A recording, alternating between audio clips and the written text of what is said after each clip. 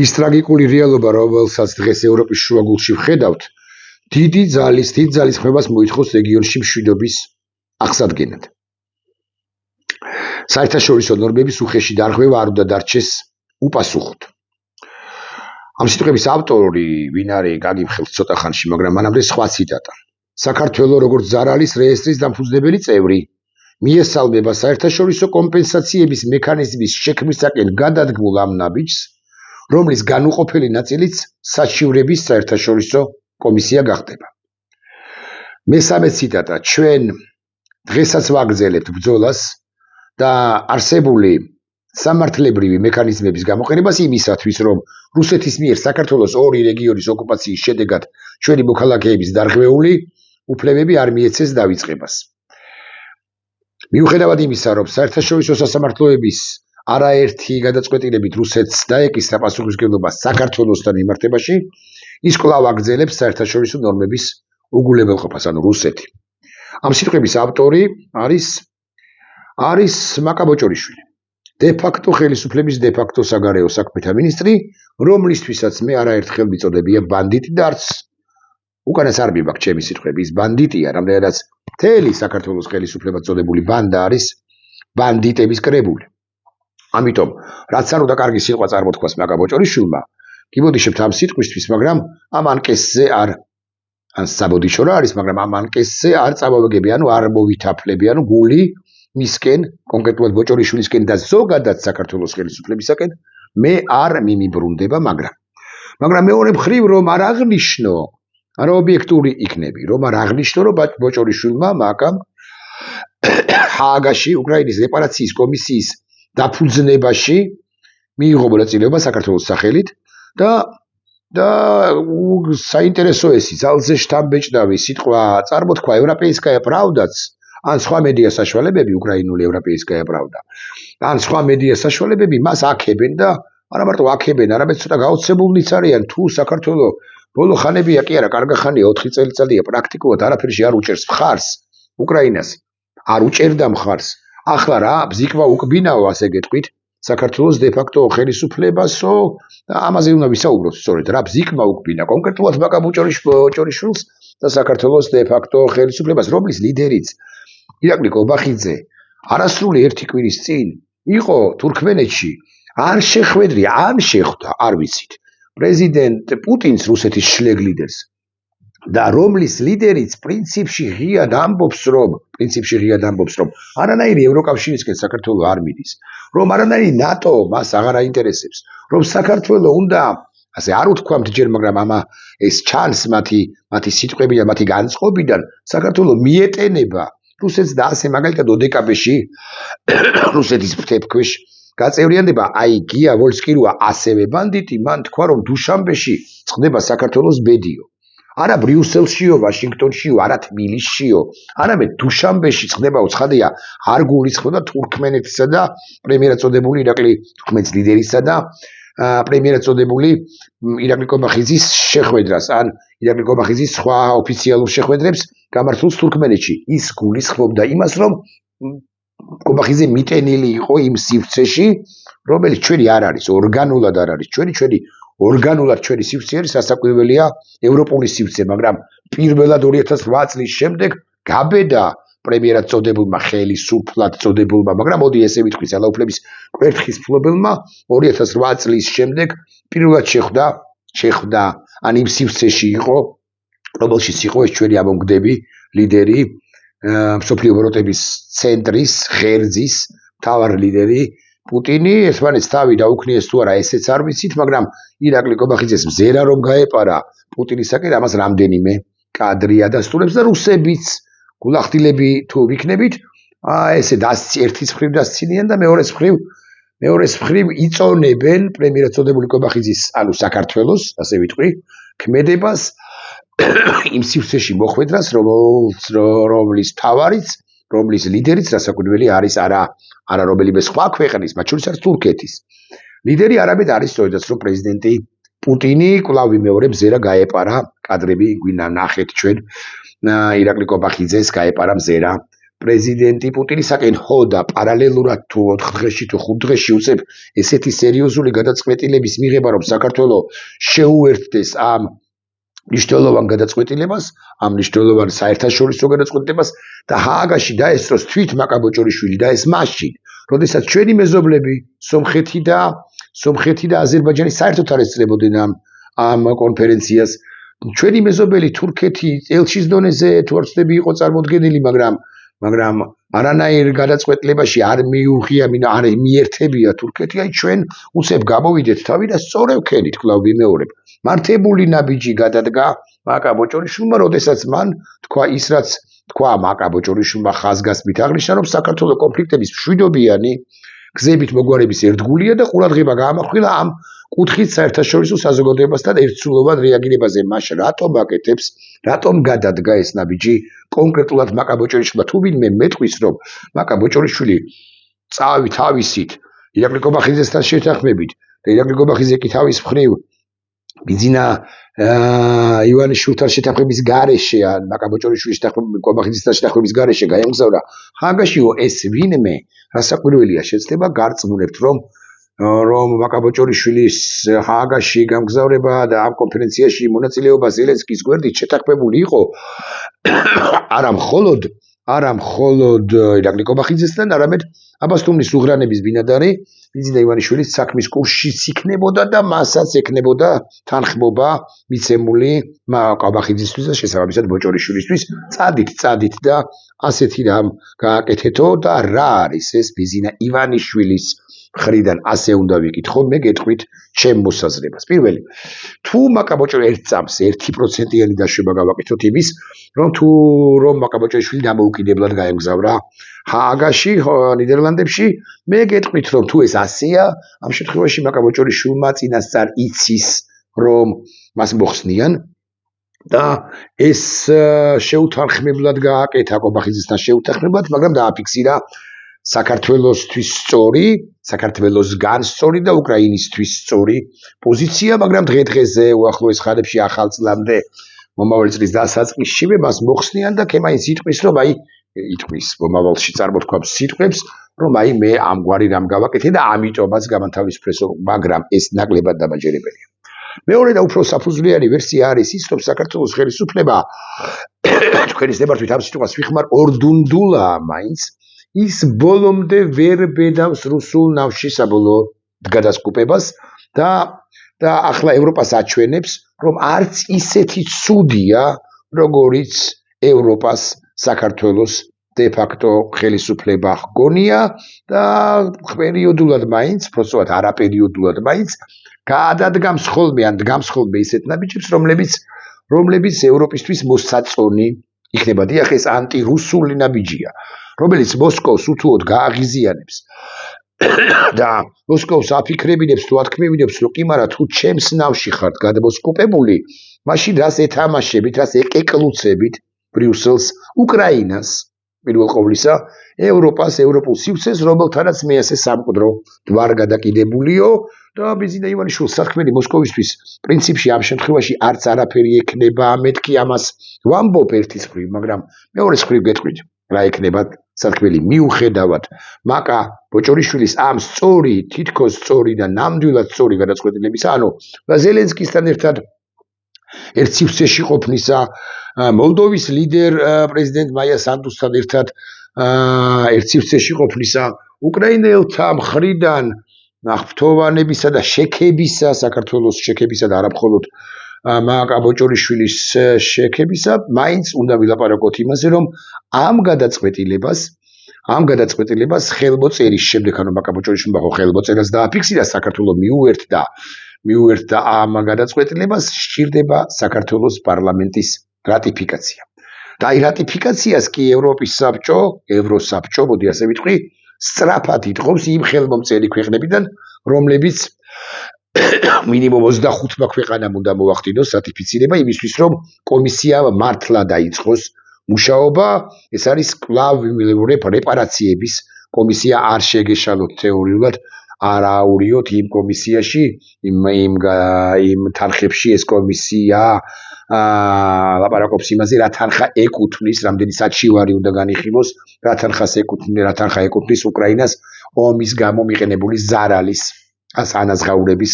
კონტექსტში და არ გეგონოთ, რომ ეს არის ის 210 მილიარდი რუსული გაყინული აქტივები და ასე შემდეგ, ის ცალკე თემაა და ცალკე кейსია. მოკლედ,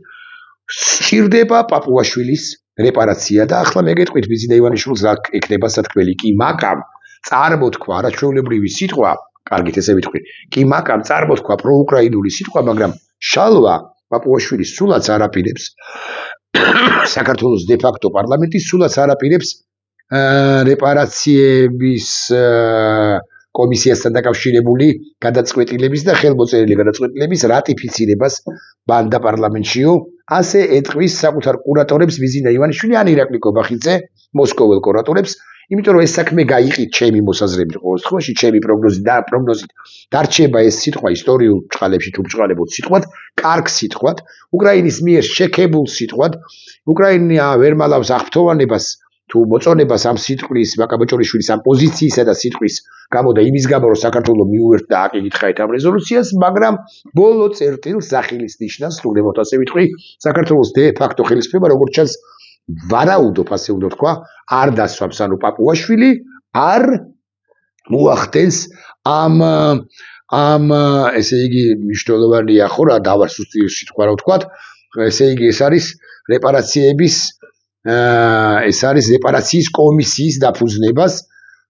და რეპარაციის კომისიის დაფუძნებას და ამ რეზოლუციაზე ხელმოწერას არ ასვამს ბოლო ძახილის ნიშანს საქართველოს მთლიან ხელისუფლება და ალან ბერსეს ხო ან სხვა ევროჩინოსნებს, ევროსაბჭოს თუ ევროკავშირის ჩინოსნებს აქვთ რასაკვირველია იმედი, რომ უკლებლი ყველა ვინც მიუერთდა ამ რეზოლუციას ხარს დაუჭეს. ერთი საინტერესო დაკვირვება, როდესაც ხსნი იმედის ის პროპაგანდისტური არხი როა, თქვენთან გავაკეთოთ თუ გდებავთ იმედი და ერთად ჩავსქროლოთ, ხო? იმედის სოციალური მედიის გვერდს საგარეო საქმეთა მინისტრი, რომელიც საშუალოდ ორ კვირაში ერთხელ სტუმრობს ამ იმედის პროპაგანდისტურ გადაცემებს, ერთისა, მეორისა, მესამისა რამდენიც არის,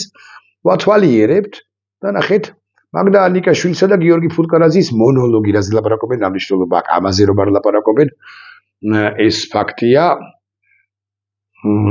ხო? ერთია წულუკიანის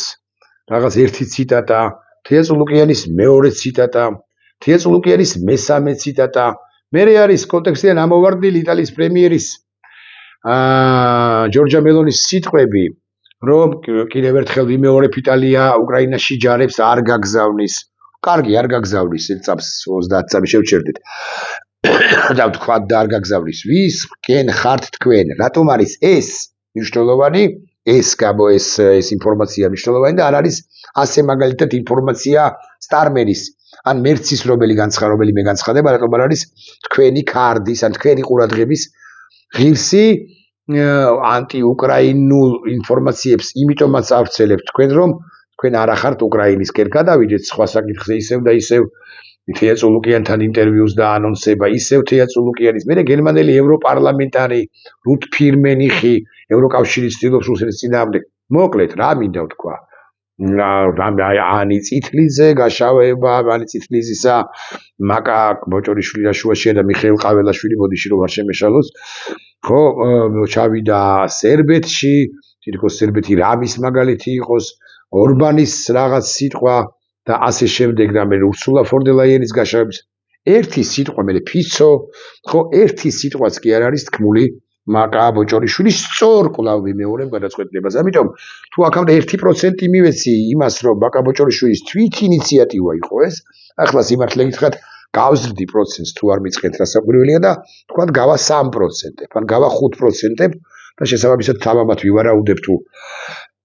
შედარებით თამამად განჭრეთ, რომ მაკა ბოჭორიშვილს ხვალ არა ზეგ წელს არა გაისად მალევე, მომავალ წელს მოხსნიან ამ თვით ინიციატივების გამო, თუ ეს თვით ინიციატივებია, თუმცა კვლავ ვიმეორებ, მაინც 95%-ს ვაძლევ იმას, რომ ეს არის ორდუნდულობანა საქართველოს ხელისუფლების წოდებული ბანდისა, რომელმაც შესანიშნავად დაინახა კიდევ ერთხელ რასაკვირველია საზოგადოების განწყობები შიგნით, ქვეყნის შიგნით, მიხვდა იმას, რომ საზოგადოება კიდევ ერთხელ მძაფრად გააკრიტიკებს მას გააკრიტიკებს მას რუსულ ნავში საბოლოოდ თავის დურთვის გამო. რაც შეეხება და აჩვენა საზოგადოებას თუ სოფლიოს არამეგობრობას, რომ აი ომის დამსრულების მშვიდობით დასრულების მომხრეა უკრაინაში და პრინციპში არც იმაზეა წინააღმდეგი, რომ თანხები გადაუხადონ უკრაინას, იმიტომ რომ დაანგრია რუსეთმა და ცოტა კი არა გვარიანად ანტირუსული პოლიტიკური ნაბიჯის გადადგმას კი მოუწია, ოღონდ მიიღებს თვითდაქნევას დასაკვირველია მოსკოვისაგან არა მაკაბოჭორიშვილი, არამედ ირაკლი კობახიძე თუ ბიზიდა ივანიშვილი უშუალოდ და მათ სათქმელი ექნებათ, რომ აი ჩვენ რატიფიცირება არ მოვახდინეთ და გაჭედავენ ამ პროცესს. ამიტომ მაინც და მაინც დიდი ქებაც რომ არ გამოგხსნო და მაკაბოჭორიშვილის ზოგადად საქართველოს დე-ფაქტო ხელისუფლებისა ეს არის ობიექტური ანალიზი. დიახ, რაც არ უნდა მოგვაწონონ თავი პერიოდულად კი არა უიშვიათესად, ესენი მაინც რუსეთის აგენტები, რუსეთის პროექტის საქართველოში განმახორციელებლები არიან, უბრალოდ აი პატარა დუნდულის გამოაჩინეს ესეთი ვითომ დასავლური. არა და ევროკავშირს ყოველი მათგანი აკრიტიკებს ყოველ მეორე ჯერზე. აი მაგალითად ეხლა იპოვი თუ არა, არ ვიცი სიმართლე გითხრათ, მე მგონი ფორმულას ჰქონდა, მე მგონი, როგორც შეიძლება ვწდები, მაგალითად ზარქუა ირაკლი ბანდიტი, რომელიც ხო შეიძლება ვერც ვნახო სიმართლე გითხრათ, მაგრამ არა აქვს მნიშვნელობა, რომელიც ღადაობს იმასთან დაკავშირებით, ისიც რასთან დაკავშირებით ელექტროენერგიის ტარიფი რომ იზრდება, მაგრამ სადღაც იმასაც ამბობს, რომ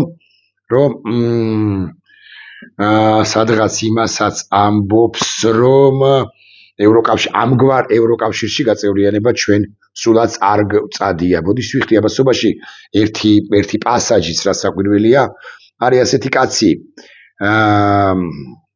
მაიკ ოფლაერტი, რომელიც ამბობს, ვინ არის მაიკ ოფლაერტი, ამას მერე გავარკვევთ, გეტყვით, ესე იგი ამბობს შემდეგ რამეს. მაიკ ოფლაერტს ვახტანგ გომელაურის მოადგილემ სიმართლე დაუმალა და უთხრა, რომ წყლის ჭავლში ირიტანტები, ანუ გამაღიზიანებელი საშუალებები არ გაურევიათ. ამის შესახებ ცნობილი გახდა ევროპის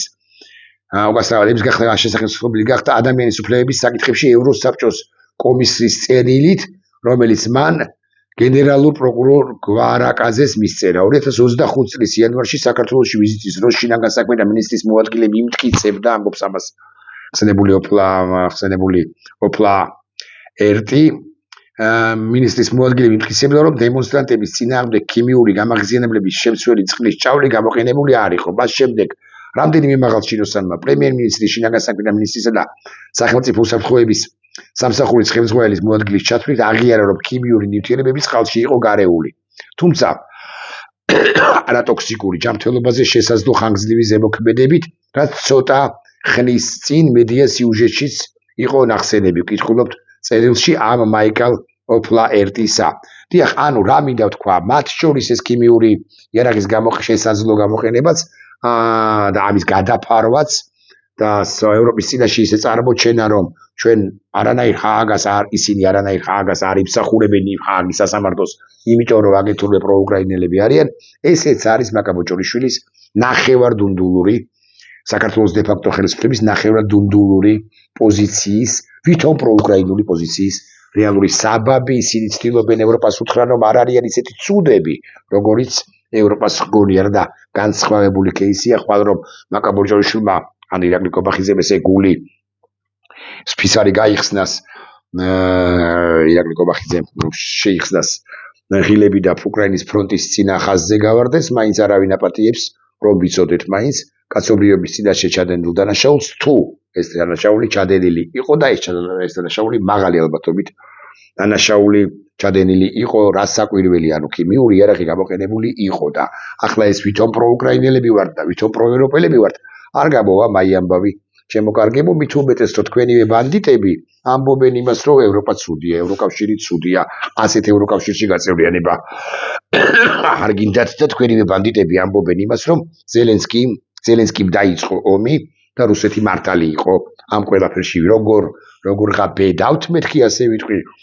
უკრაინისათვის კომპენსაციის არავინ დაგიჯერებთ ხო, ის იმ წამს ბოლო მაგვირებს უკრაინისათვის კომპენსაციის გადახდაზე